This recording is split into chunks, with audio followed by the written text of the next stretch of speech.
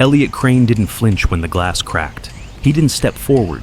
He just raised the paper, the one she should have read first. She thought the hammer made her loudest, but Elliot had signed silence weeks ago. And now, the noise was hers alone. The glass didn't matter, not to Elliot. Not after what he'd seen shattered before. He didn't raise his voice, didn't rush to grab her arm, didn't even blink when the crack spidered across the windshield like veins on an old map. Because Elliot Crane used to draw lines for a living. Lines that decided where people could build, where they could walk, where they had no right to stand. He was a boundary man, and boundary men. Remember what happens when the wrong people think they own the edge. He'd spent 31 years measuring land for the city, watched entire neighborhoods rise from surveyors' stakes and signatures. But what no one taught him in all that time was how fast entitlement could bulldoze memory. So he stepped back, quietly, out of meetings, out of newsletters, out of the noise.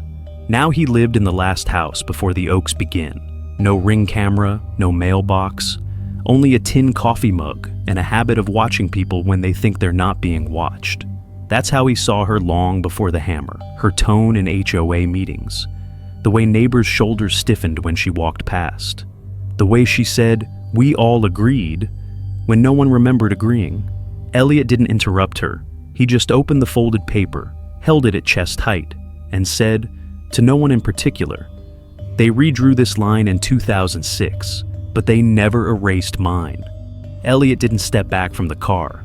He stepped closer. The hammer had already hit once. The second blow was coming. He didn't stop her. He just placed his fingers on the cracked glass, software deliberate, like tracing a scar that had healed over too clean. The sun hit the hood, warm and clear, same sun that fell on his son's shoulders that day on the highway. When they stopped near a dealership, just to admire it, not to buy, just to dream a little. His son didn't say much, but Elliot remembered the way he looked at that Bugatti, not like a toy, like something earned, deserved. A year later, his son was gone. The letter came in July. Deployment, then silence, then a folded flag. The car arrived 3 weeks after the funeral. One key, no note, only a post-it on the dashboard. You said you'd never drive anything loud. So, just park it loud. Elliot never drove it more than 5 miles. He waxed it on Sundays, sat beside it on quiet mornings. Sometimes he just opened the door and closed it again. He never locked it. He never needed to. Until now. The second hit landed. The sound was wet and sharp, like bone giving up. But Elliot's hand didn't move, not even a twitch. Only his eyes shifted slightly toward her. There was no anger, no fear, but something shifted in the corner of his jaw. He looked at the cup of coffee in his left hand, still warm. He took one step back, just one. Then he said, under his breath, only once, "Now it's yours." And she didn't know if he meant the car or the problem. The next morning, the hammer marks were still fresh, but something else had arrived. A flyer, folded once, slipped under his door. No name, no header, just 5 words, printed bold. Unsightly object, HOA Rule 4. C. He turned it over. Blank, no logo, no contact. But the font. It was the same one from the old HOA welcome packet. The one they'd handed him in '93, before the handshakes turned into hearings. Elliot didn't speak. He walked to the kitchen. The mail sat untouched beside the fruit bowl, a stack of soft yellow envelopes, each one the same.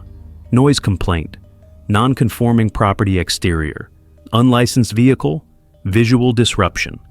Each one colder, each one signed HOA Secretary, per unanimous vote. He hadn't responded to any of them. He didn't need to, because behind those letters was still the original map, drawn by hand, stamped by the county, signed by a man long dead, but never overruled. He ran a finger over the ink, faded, but there. Lot 12, no shared boundaries. Private access since 1993. He knew the law hadn't changed, but the people had. At the local store, they stopped saying hello. At the park, someone moved their bench when he sat down. Even the postman started walking faster past his door, eyes lowered. The woman with the hammer wasn't working alone. She was the noise, but the silence around her was organized. At the town hall, the meeting was moved. The agenda? Visual harmony enforcement. He wasn't invited, but a neighbor had slipped him the new memo, same font. He looked down at the memo, then back at the supercar. This wasn't about aesthetics. It wasn't about noise. It was about erasing someone, piece by piece, until he left quietly. But Elliot wasn't someone who left. He was someone who waited. And tonight, he would open the tin box. Elliot didn't flinch when the second flyer arrived. He just walked back inside, straight to the cabinet. Third drawer. Behind the ceramic mug with the chipped handle. There, a plastic folder, taped shut since 2008. He peeled it open, carefully. The edges of the paper had browned, curled like bark. But the print was still clear. Variance approval, retaining wall setback, lot 12, finalized 2006. Stamped, initialed, signed by A. Wexler. Elliot paused. That name again. He flipped the next page. A hand-drawn survey map. A yellow highlight marked the driveway, cutting across both his parcel and the so-called HOA access road. He stepped outside. The woman was still shouting. The hammer now hung from her side. Behind her, a man in a white HOA windbreaker hovered by the curb, hands behind back, smile too wide. Elliot didn't address her, didn't look at him. He walked to the boundary post, unclipped a laminated page, walked back. Two police officers turned the corner. He raised the folder, didn't wave, didn't yell, just let the sun hit the red stamp. Approved, recorded county setback, 2006. The older officer leaned in, took the folder, flipped it once, then again. The HOA rep took a step forward, then stopped. Too late. The officer pointed at the curb. "Ma'am," he turned to the woman with the hammer. "You're standing on his retaining wall." Silence. One of the neighbors dropped their iced coffee. Someone whispered, "Wexler signed that?" Another. "But she said Elliot paved over HOA land." The wind picked up. A flyer blew down the street. Elliot looked at the shattered car window, then at the street corner. The real line had always been there. They just built over it, and now it was showing through. The second hit cracked the windshield. The sound was sharp. Everyone froze, except Elliot. He didn't even look at the glass. He stepped forward once, just enough. Raised the folder, held it out to the officer in blue. The younger cop took it. The older one watched Karen. She was still shouting, but her words began to fray, like thread unraveling midair. "I have the right. It's in the HOA." The officer cut in, calm voice, no rush. "Ma'am, this file says you're standing on his retaining wall." Karen blinked twice. Then, "That's outdated. That can't be." Behind her, a man stepped back.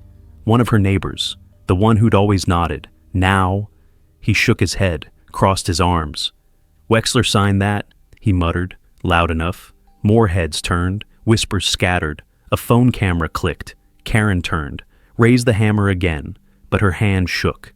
Elliot didn't flinch, didn't speak, just raised his coffee. The mug read, 1993 Denton Survey Company. The officer stepped in, took the hammer. "You'll need to come with us, for property damage." Karen stared, eyes wide, no words left. The wind shifted, blew the torn flyer against her leg. She looked down, then at Elliot. He didn't look back, just turned to the broken windshield, ran one finger across the crack, paused, a breath, no smile, no gloat, only silence. The neighbor with the phone spoke. She said he trespassed. He zoomed in on the signature. But he's been here longer than the HOA itself. The folder clicked shut. Elliot turned, past the officer. No words, no noise, just the sound of one door creaking open and another quietly closing. The glass was never replaced. A thin crack still ran across the windshield, like a scar, clean, permanent, but not wide enough to matter. On Sunday morning, Elliot brought out a small wooden sign. No nails, no stakes. He simply leaned it against the front bumper. No need to scream to be heard, then walked back inside. Coffee still warm, no curtain drawn.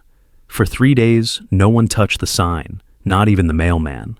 By Thursday, the HOA newsletter stopped mentioning unregistered vehicles. And Karen's name wasn't listed anymore. People still passed by. Quiet now. A few slowed down, some nodded. One child, about 8, stopped. He tugged on his father's sleeve. "Dad, so, who's the good guy?" The man looked at the car, the crack, the sign. Didn't answer. Just placed a hand on the boy's shoulder and kept walking. That evening, Elliot sat on the porch. Same cup, same silence. He didn't look toward her house. Didn't need to. Some truths don't echo. They settle. The officers never came back.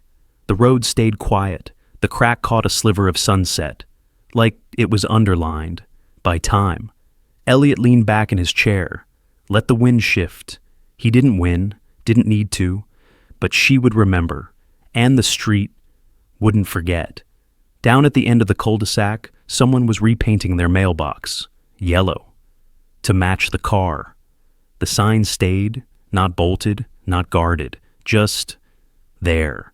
Some days people passed without reading it. Other days they stopped. But no one moved it, and no one asked Elliot about it. He never brought it up again.